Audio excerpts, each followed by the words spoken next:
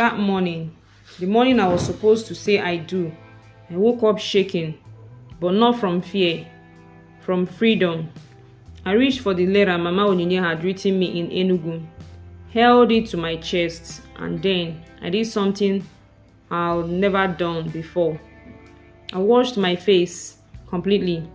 No powder, no foundation, no contour. I picked up my lace dress. It was designed in Houston, but I had sewn it into coral beads, real Igbo coral, stitched with my name in thread only I could feel. Then I pulled out my real crown, my natural hair, full, unapologetic, and I let it breathe. For the first time in 24 years, I walked out of the room as Chimamanda, not Amara, not the version everyone else wanted, just me. The ceremony was held in a grand white chapel in Austin. Rose petals lined the aisle. The pianist was already playing soft hymns as I stepped out of the bridal room. The whispers started almost immediately. Is that her? She looks different. Oh my God, her hair. Brandon's mother went pale. She leaned towards her husband and whispered, "What is this? Some kind of statement?" But I kept walking, head held high, face bare, heart wide open. Then Brandon turned and our eyes met. His smile dropped. He looked confused, then tense, then angry. He walked towards me, slowly, stiff. Can we talk?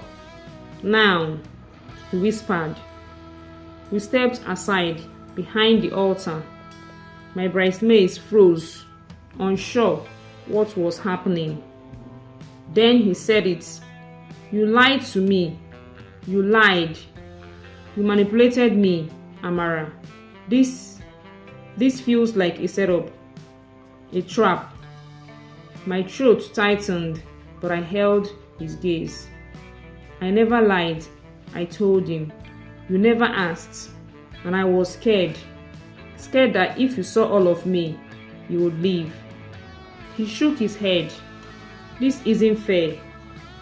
You should have told me you were black. I thought you were mixed or something. Let me believe that. Because that's what you wanted to believe, I replied. You made jokes about black women. You said you'd dip if I turned out to be one. That was a joke, he snapped. But your laugh was real, I said softly. Then silence. The wedding guests were waiting. My veil was slipping. My heart was breaking. Why today? He asked. Because today, I said, is the day you get to meet me for real. No filters, no mask, just me. Now, do you still want to marry me? He looked at me for a long time. Then he whispered, I need time. I am sorry. I can't do this like this. And just like that, he turned and walked away. The crowd gasped. The pastor looked lost. The organist stopped playing. And I, Chimamanda Amara Okeke, stood there at the altar, not as a bride, but as a woman who finally chose herself. I didn't cry, not in front of them, not in that moment.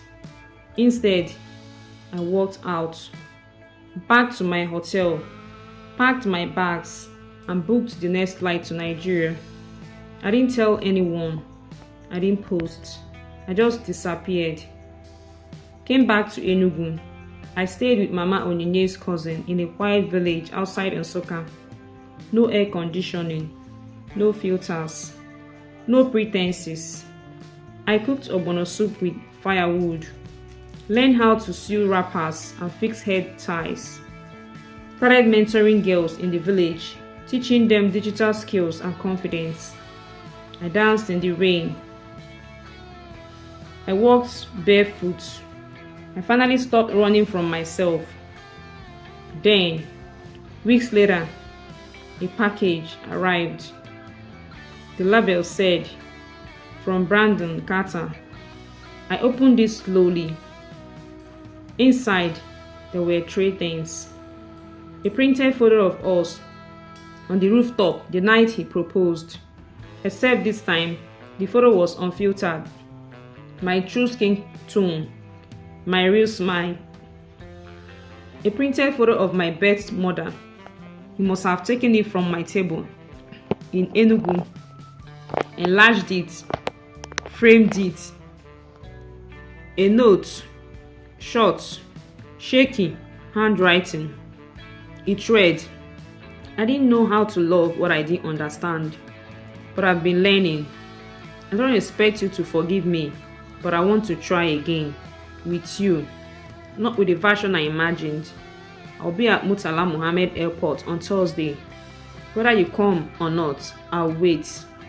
I folded the note, stared into the small village mirror, brushed my curls, rubbed shea butter on my skin, and whispered to my reflection, "If he can't love me now, he will never deserve to love me at all."